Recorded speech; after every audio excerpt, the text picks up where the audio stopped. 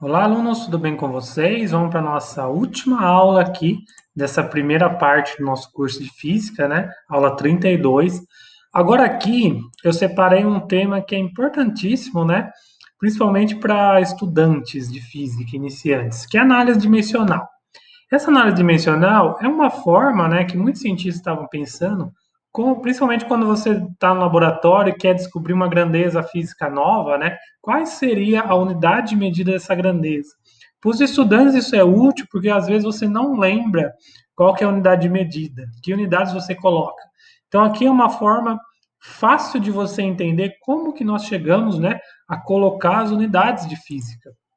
Bom, a ideia aqui é o seguinte: nós temos lá as grandezas fundamentais. Nós vimos lá o sistema internacional, né, com as suas 7 grandezas, mas aqui, por hora, eu vou trabalhar com as grandezas mecânicas, né, de massa, comprimento e tempo. Então, aqui é o seguinte: imagine que eu estou medindo alguma coisa no laboratório, né? Então, qualquer grandeza G, eu posso expressar ela em termos dessas 3 grandezas, de massa, comprimento e tempo, de uma forma assim. Então, eu vou ter a grandeza G que eu estou medindo, vai ser a massa elevada a um fator alfa, que é um número, tá? Eu vou descobrir. O comprimento L elevado a um fator beta, vezes o tempo T elevado ao fator gama. Então, os expoentes alfa, beta e gama são números, são as dimensões que nós vamos descobrir. Tá? Então, o detalhe aqui é a gente operacionalizar, independente, cada grandeza que essa constante G, né, que essa grandeza G é composta, de tal forma que nós vamos exprimir ela em termos das unidades de massa, comprimento e tempo. Tá? Vou dar alguns exemplos aqui. A velocidade. A velocidade nós vimos, né, que é o ΔS sobre ΔT. O S, ele é um comprimento, né, o espaço. Então, ele vai ser um L elevado a 1. A 1 porque vai ser ele mesmo. Dividido pelo tempo, que é elevado a T. Então, nós podemos expressar a velocidade como uma grandeza de massa elevada a zero, e elevada a zero justamente porque qualquer número elevado a zero é 1, tá? Desde que seja diferente de zero, né? Então, o m elevado a zero vai ser 1, por isso que ele desaparece, a velocidade não depende da massa, então eu coloco o zero. O comprimento a 1, tá? Porque é ele mesmo. E o tempo a -1. Por que é -1? Porque, como a gente viu, né? Números expoentes negativos significa que é 1 sobre aquele número com expoente positivo. Então, 1 sobre t é a mesma coisa de escrever t a -1, tá? Então, veja aqui que isso daqui significa aquele metro por segundo que a gente tanto tinha estudado. Aceleração. Aceleração, então, é a velocidade sobre o tempo. A velocidade, então, a gente já exprimiu assim, né? Dividido pelo tempo. Então, esse t a -1 vai multiplicar esse t a -1. Quando eu tenho mesma base, multiplicações expoentes, eu somo os expoentes, então vai ficar massa a zero, comprimento a 1 e t a -2.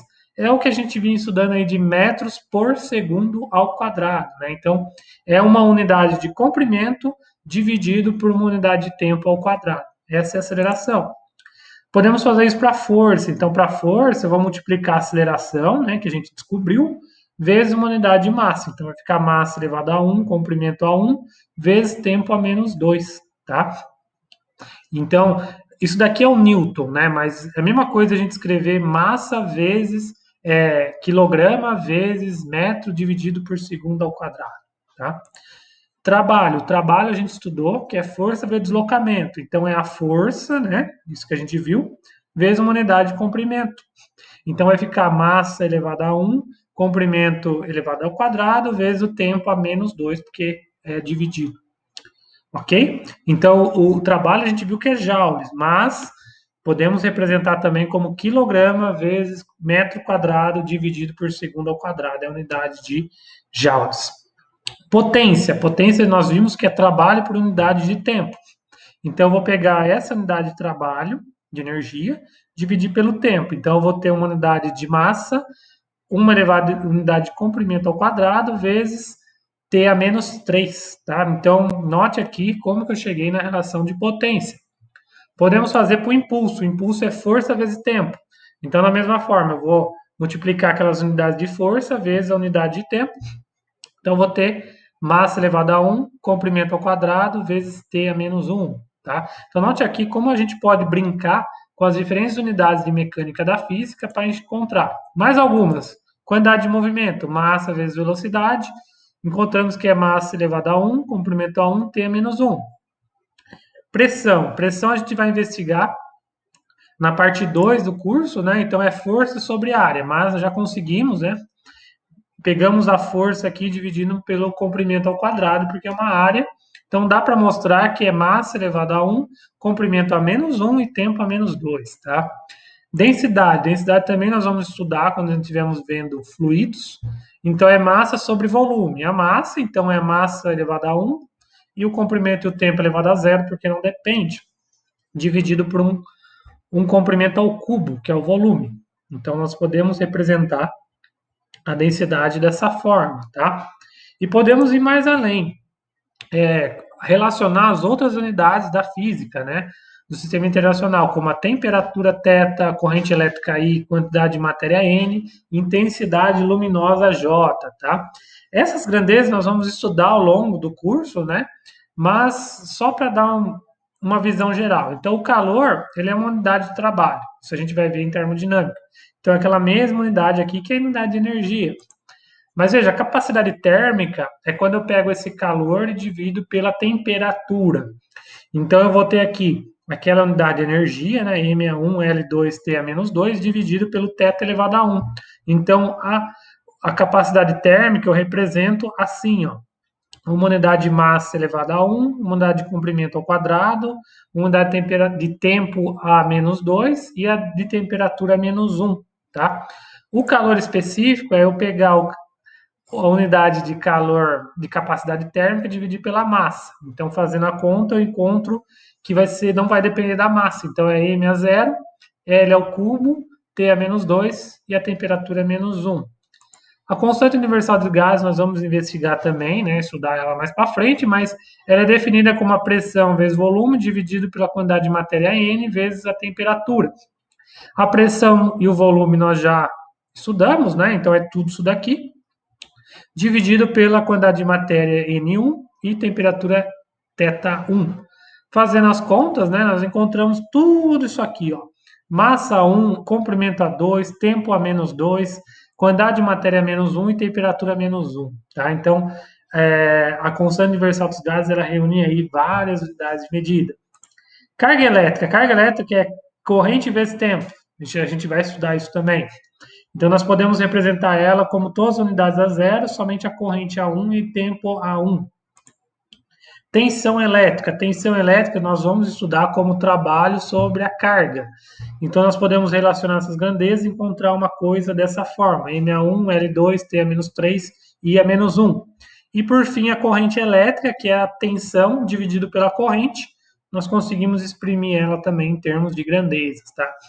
Então, veja, se você pegar a prática de trabalhar com essa análise dimensional, mesmo que você não lembre, né, qual que é, se é Joule, Newton, a grandeza especial que seja, você consegue se virar ali e exprimir essa grandeza em termos de outras grandezas fundamentais, tá bom? Então, é uma técnica aqui que ajuda bastante, tanto para quem está trabalhando no laboratório, quanto vestibulantes, tá? Só um exemplos aqui. Eu quero exprimir, então, massa, comprimento e tempo, né? Eu quero escrever a frequência em termos dessas grandezas. Nós vamos investigar a frequência, é 1 sobre período, que é um tempo, né? Então, eu posso representar a frequência como massa a zero, comprimento a zero e T a menos 1, tá? Isso é comum mesmo. Nós vimos lá em movimento circular que a frequência é dada a 1 Hz ou segundo a menos 1. Então, é um tempo mesmo a menos 1. E a constante elástica da mola? Ela é força sobre o deslocamento. E a força, a gente já viu que é uma coisa mais ou menos isso, né? Dividido por uma unidade de comprimento, que é o deslocamento da mola. Então, eu posso representar a constante como a massa elevada a 1, comprimento a zero, porque não vai depender do comprimento, T a menos 2, tá? Então, essa vai ser as unidades da constante de mola, tá? Outro exemplo, ó, agora eu quero representar o campo elétrico em termos dessas unidades aqui. Campo elétrico, a gente vai estudar mais para frente, é força sobre carga. Então, a força nós já vimos como que representa, e a carga também, né, que é corrente vezes o tempo. Então, nós podemos representar o campo elétrico como M a 1 comprimento a 1, corrente a -1 e tempo a -3, tá? E a capacitância ela é definida como a carga sobre a tensão. Então, a carga ela vai ser corrente vezes tempo e a tensão vai ser campo elétrico vezes a carga. Então, nós podemos exprimir tudo isso daqui, você veja que isso daqui vai se cancelar, né? Então, vai ficar expresso aí em termos de massa -1, comprimento a -1, corrente a 1 e tempo a terceira, ao cubo, tá? Então, essa é a expressão da capacitância, tá? Mas outro ponto que eu gostaria de falar também sobre as equações físicas em geral. Porque muitas vezes, né, nós estamos lá trabalhando com as análises dimensionais, mas quando nós envolvemos as equações físicas, né, as equações físicas elas devem ser homogêneas. O que significa? Que muitas vezes nós encontramos expressões, né, uma grandeza A mais igual a uma grandeza B mais C, tá? Mas elas devem ser homogêneas no sentido que elas devem ter as mesmas unidades. Do lado direito da igualdade, né? De um lado a igualdade, eles têm que ter a mesma unidade do outro lado, tá? Isso que significa ser homogêneas. Então, elas devem ter as mesmas dimensões. Um exemplo, aquela famosa equação do movimento retilíneo uniforme, né, que é o sorvete, S igual a SO, VT.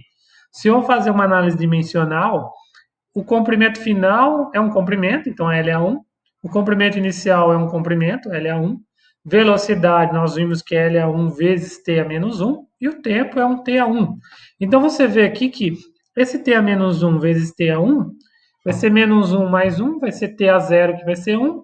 Então, eu vou ficar aqui com um comprimento e aqui com duas unidades de comprimento se somando, ou seja, as equações são homogêneas, porque de um lado eu vou ter só comprimento, do outro lado somente comprimento, tá? Essa que é a ideia. Então, usando esse princípio de homogeneidade de equações, você inclusive pode determinar quais são as unidades de medidas de determinadas coeficientes das equações, tá? Que isso daqui, de modo empírico, é muito importante.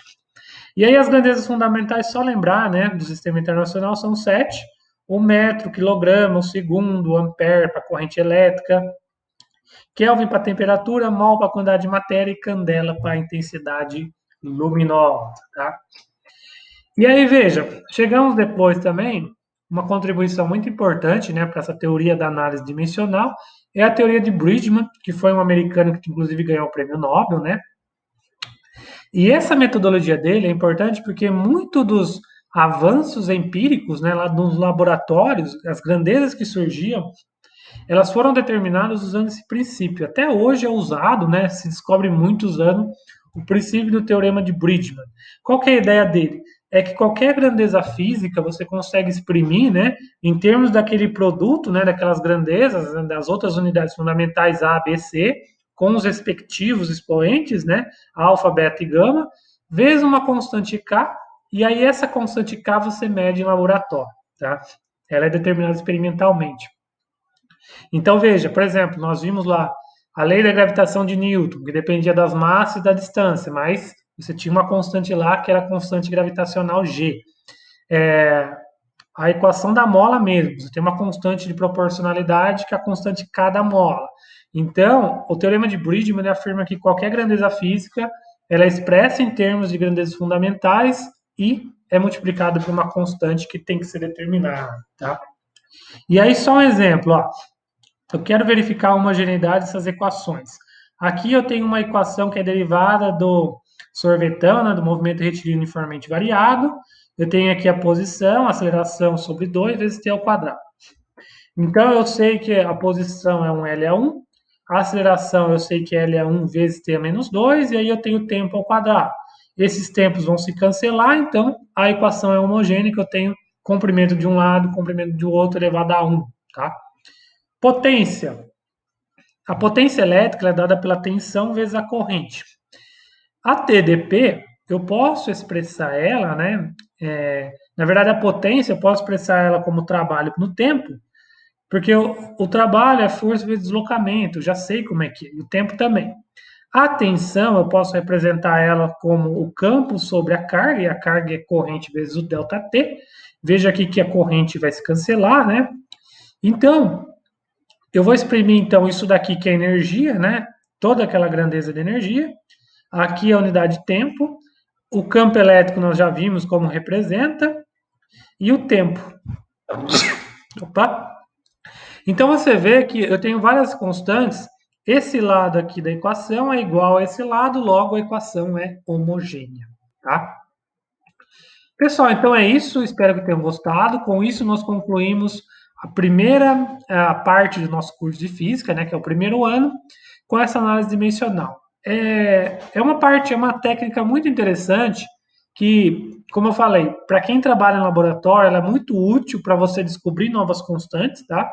Mas para quem está estudando para física, para vestibulares, ajuda bastante quando na hora que você não lembra qual que é a unidade de medida, tá bom?